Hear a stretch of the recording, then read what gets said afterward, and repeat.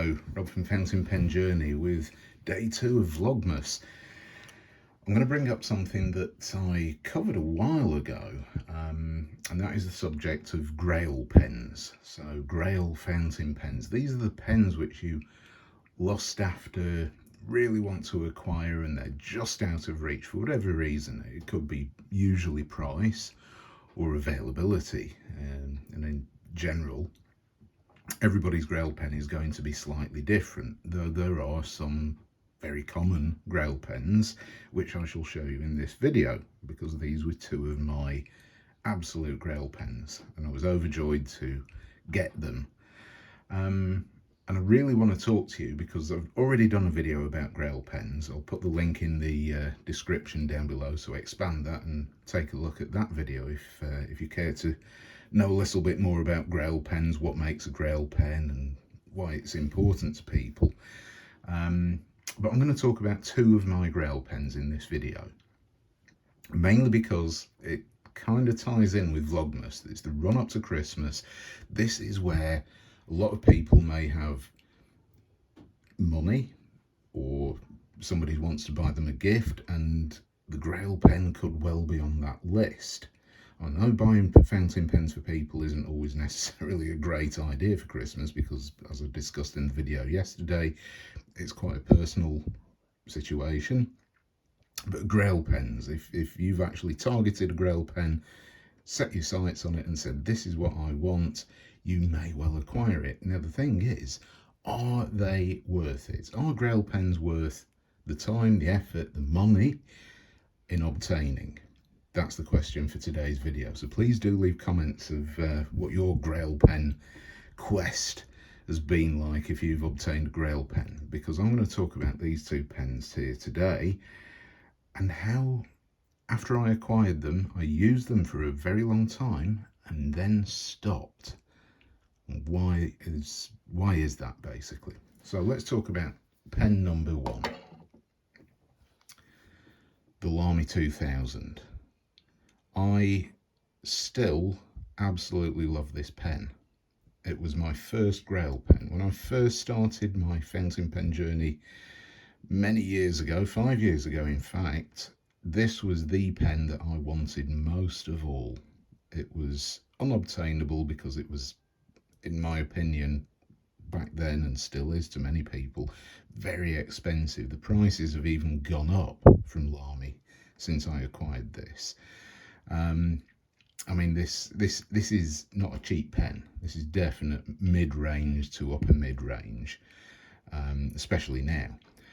And the Lamy 2000, absolutely iconic design, Bauhaus design. I know some people don't like it, but for a lot of fountain pen newbies, if you like, this is the pen that they want, because they hear about it, they like the look of the pen, they hear about how well it writes and how useful it is as an everyday carry pen.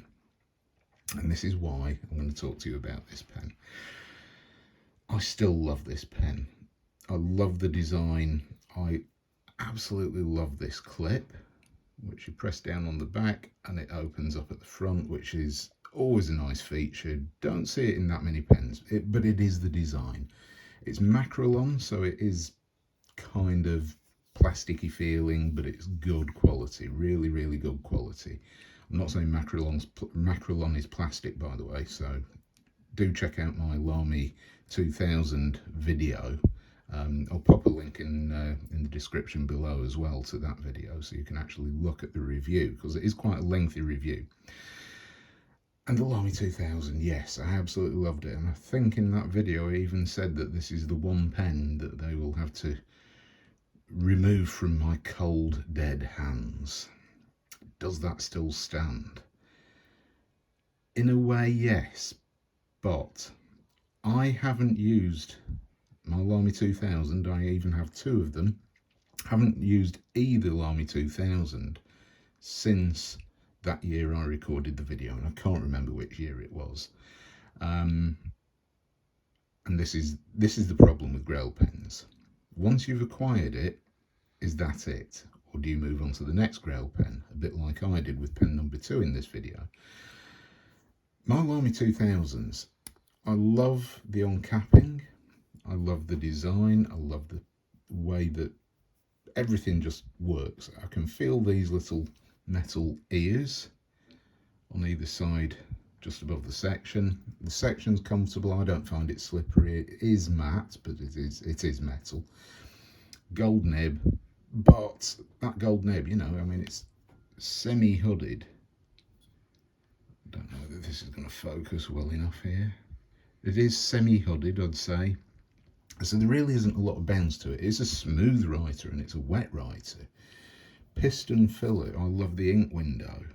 The fact that you can actually see the level of ink in there when it's sort of halfway full if you hold it horizontally, or you can see when the ink is running out in the barrel of the pen. Piston filler, like I said.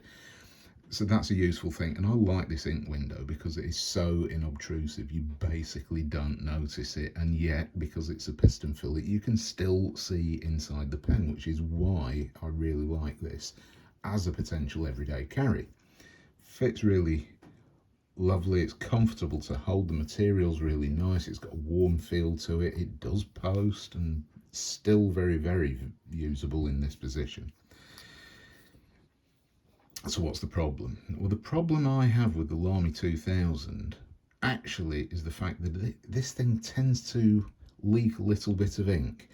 When it's being filled, there is a filling hole in the section. That's where it fills from. And the trick is basically to fill the pen from a bottle of ink using the piston turning knob down here. So basically you unscrew that and fill the pen, and then you should expel some of the ink using the piston turning knob so that you don't get overpressure inside the barrel and burping and other issues. And what I tend to find is that right in the section there is a fine line. You can't feel it, just about see it. And this section is in two parts, and sometimes ink will leak out of there. And one of the things that I really found with both of my Lamy 2000s was that ink leaks from there and you get it all over your fingers. And as an everyday carry, you'd have a bit of ink in the cap, the section would be inky, fingers are inky. It was kind of annoying, and for quite honestly the price and the fiddling around when you actually fill the pen trying to expel the air, I actually find it kind of inconvenient. It's not a hardship, you know, stupid, you know, first world problems basically, but it is a bit of an annoyance. And for that reason, after many months of using Lamy 2000s, I actually stopped and I've not gone back to them. It's just too much of an issue. And just cap that. One of the other problems, of course, is the price. An everyday carry, yes. Knockabout type pens. You can buy a TWSBI or whatever manufacturer of fountain pen you like and have a knockabout fountain pen for less than £50. But for the price of a Lamy 2000, which I believe at the moment in the UK is around £150, it's quite a lot of money for something which you carry every day. Now, I know a lot of us may have £1,000 smartphones and they're in our hands, or we always have them with us, they get thrown around a bit, but a fountain pen to me means more than just the value of it. It's something I don't want to get scratched up and dented, or worst of all, lost.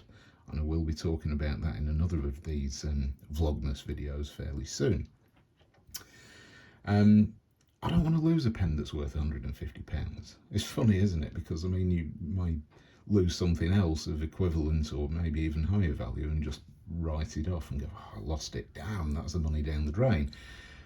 But I like this pen. I really don't want to lose it. So this is where taking care of something that you actually cherish, like a Grail pen, suddenly puts this into the category of pens which you wouldn't use as an everyday carry. They're fantastic writers, they're reliable writers, you like using them, you like the design, everything. It's got everything going for it. But at the end of the day, would you mind if you lost it, dropped it, or damaged it in whatever way. And I don't want to do that. It's a nice pen, and I don't want to have to buy a new one just for the sake of, it's a pen. Pens roll off desks. I know this has got a clip on it, therefore won't roll too much. But before this video, I actually dropped one of these pens. It only fell a short distance off a cabinet, and it was like, no, can't believe it. Prized Grail pens, and they get dropped, they get damaged in use, and some pens may develop character from a few dents, dings and scratches, but quite honestly these sorts of pens don't, and I wouldn't want to do that. So that is one of the reasons that everyday carry Grail pens doesn't work. If you've got enough money to throw at these things and buy a new one, if you completely mess it up or lose it, then fine, yeah, okay, but that really isn't a Grail pen, is it? That's just some disposable pen that cost a lot of money. And this is the problem. Grail pens, you obtain them, and then do you actually use them? I don't use this pen, and I am going to go back to using it because I think it is a nice pen. I do love the design. I do love how it feels. It's a nice weight, not too heavy, not too light. Really, really good quality pen, apart from the burping or ink leakage issues. So that's why I'm not using this pen, and it is a shame, and I do feel that I'm missing out on using it because I use a lot of fountain pens, and this just never made its way back into my fountain pen rotation. So I think it will do in the new year. So that is the first pen. Now, the second pen, and I will be doing a review of this very soon, most likely during Vlogmas. There we go. The Visconti Homo Sapiens Bronze Age. Absolutely love this pen. I used it for maybe about 6 months, 8 months, back in 2021, and cleaned it, and it's fallen out of my fountain pen rotation. Not because it's a bad pen, not because there's anything particularly wrong with it. It's just that I have so many pens. Even my Grail pen doesn't get the love or use that it actually deserves. And this is one thing that I see a lot in the fountain pen community here in the UK, at least. A lot of people will say, here's a bunch of pens all for sale because I just don't reach for them anymore. It's a very common phrase nowadays, and I do believe that a lot of people are saying, well, I've spent 50, 100, 200 pounds on a fountain pen, a whole bunch of them, never use them, so therefore I'm going to sell them. Would I part with a Lamy 2000? No, absolutely not. I like it too much, even if it doesn't get used. Would I part with my only Visconti Homo Sapiens? No, because I waited so long to obtain one of these, and it was at the right price, as covered in my Grail pens video. Would I part with this? No, absolutely not. Would I carry it every day?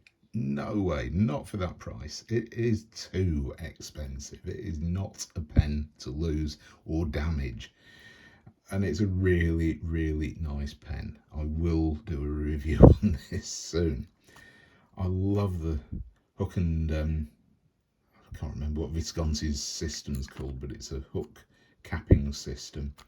And it's really quite lovely to use. It just pops off, and it's fantastic. Nib. This one, thankfully, beautiful to write with.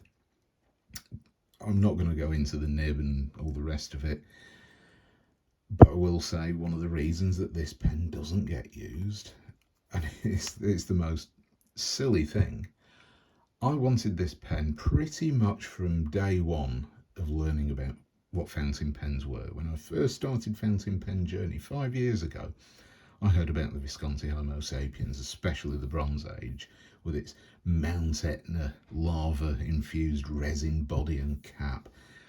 Absolutely loved it. Still do. It's a really nice weight, not too heavy. It's a good sized pen. This material feels great. It's sort of cool but warm. It's a strange one. If you can imagine stone that warms up quickly, that's basically what it is. I love it, and it writes so well. Why doesn't it get used as an everyday carry? It's too expensive. Why don't I use this pen more? Simple reason, I don't like the filling system. When I first saw this pen, I was completely sold on the design and the material. I never once even considered what the filling system is.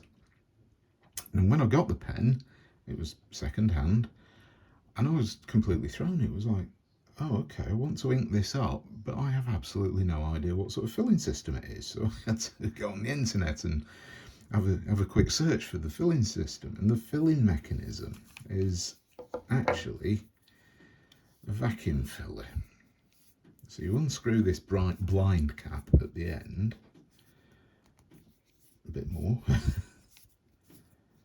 and there is a rod. There we go, that should be enough, and that is very, very stiff.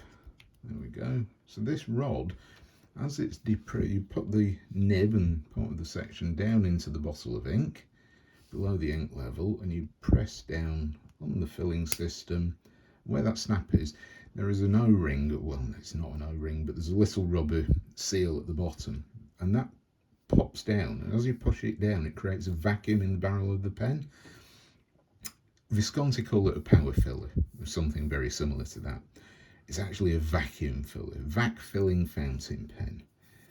I'll just close this, and as that vacuum is then released, ink is sucked up through the nib and the feed and the section into the body of the pen, so the barrel fills with ink, just basically automatically, if you like. Where's the problem in that? I don't have a thing about vac fillers. I don't hate them, but this pen has absolutely no way of telling you when it's going to run out of ink. You can't see it. The barrel is 100% opaque. There are no ink windows. I know other versions of the Visconti Homo sapiens are demonstrators or have transparent bodies, that type of thing. The Visconti Homo sapiens Bronze Age doesn't, and it looks great because of it. However, vac fillers are a major pain to clean. You've basically got to keep pushing and pulling the plunger and emptying the ink, and you keep going for minute after minute, trying to empty the barrel of ink, and it just seems to go on forever. Fine if you always use the same ink and you only clean the pen once, twice a year, maybe. That's probably all it's ever going to need if you keep using the same ink. But it's just so hard to tell when you're even getting to the point where the pen's clean inside and through the nib and the section. You know, you just keep flushing out ink coloured water for ages, and it is a chore. It's a massive chore, and you've got to rotate the thing and try to get the water into all the bits and behind the seal that's in the barrel, and oh, it's just messy. And without an ink window, you can't even tell when you're running out of ink. So unlike the Lamy 2000 with its lovely little, very secretive and discreet ink windows there, this pen unfortunately has none. So it really is guesswork. And this pen writes until the very last drop. You will literally be writing and writing and writing, and then suddenly it stops. I'm out of ink. So you go and refill it with the same ink. But if you fill it with anything which is difficult to clean out, forget about shimmer and those sort of glittery inks. Don't even bother with this pen. It'd be a nightmare. I mean, you can take the nib and feed out, but it's painful to do that. It is so much hard work and messing around. It's not worth the effort. So you choose an ink which you know you can clean out of pens easily. I mean, there are some inks which just terrible. A lot of fountain pen inks are quite good, but there are one or two notable exceptions which are difficult to clean out.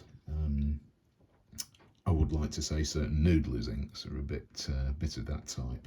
Diamine inks, not so much. They're okay. Waterman, they're usually pretty good. but some inks you may want to stay away from if you're using this pen, and that's what's killed it for me. I cleaned it out, spent maybe 10 minutes, 15 minutes cleaning this pen, flushing it through, and I let it dry out, did the usual thing, dried the pen, got it ready for storage, and never gone back to it. And why not? Because I absolutely love it, but it's just too faffy to clean, and it's too expensive to really use that much as an everyday carry. It's not the sort of thing I'd have knocking around the house. You know, things get lost, they get moved, they get knocked off shelves, whatever it is. And I don't want to damage this pen. Would I ever part with this pen? No. Once again, absolutely not. So there we have it, 2 Grail pens. Now, I am planning on doing a rather significant video for you all in the new year. It will be quite a long one, where I talk about these pens amongst others, because I think some people would like to know what my thoughts are on those pens, especially after long-term use. And the video for the Visconti video review for the Visconti Homo Sapiens will be coming out very soon. So please do watch out for that. Hit the subscribe button if you want to be notified when that comes out, because it will be soon. And these are 2 Grail pens which just, yes, I wanted them, but do they get used? No. And do consider this: if you want that Grail pen, are you actually going to use it, or is it just a nice to have in your collection? Pretty much like these 2 have become with mine, because it's a lot of money for something that you don't really use a lot. A lot of cheap pens get a hell of a lot of use with me. You know, I've got some £5, less than £5 pens which I use every single day, which I will be covering in yet another video in this Vlogmas series. So there we have it, something for you to think about in the run up to Christmas and spending money and buying Christmas presents and all the rest of it. Do you want that Grail pen? As for me, what is my next Grail pen? I don't have one. Simple reason being that once I got the Lamy 2000, I thought that was it. I've got my Grail pen, it's over already. No, it wasn't. I wanted one of these. I got it. Do I use it? No. Do I want another Grail pen? Well, yes, I did. And I'll tell you which pen that was, because I briefly touched on the subject in my Grail pens video. It's the Parker 75 Queen Elizabeth limited edition fountain pen. Very, very scarce, or relatively scarce compared to most fountain pens. So antique, especially if it comes in the presentation box and it's made out of the, I believe it's brass that made up the propeller of the Queen Elizabeth, the ship. And I really, really wanted one, and I thought I'd be able to get one. But seeing that I've seen maybe 3 or 4 for sale in recent months in 2022, all for the price of at least £500, £700, I decided against it.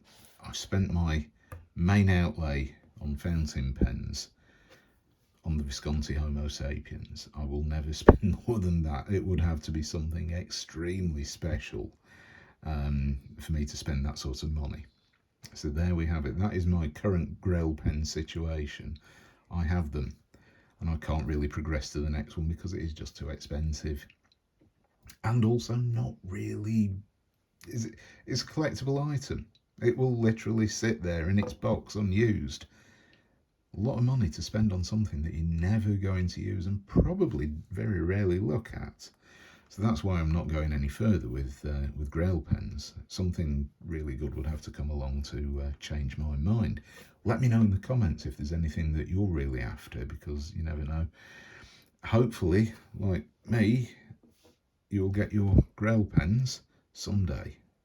And I hope you enjoy them and also manage to get to use them more than I feel the need to use these. Thanks very much for watching. I shall see you next time. Bye.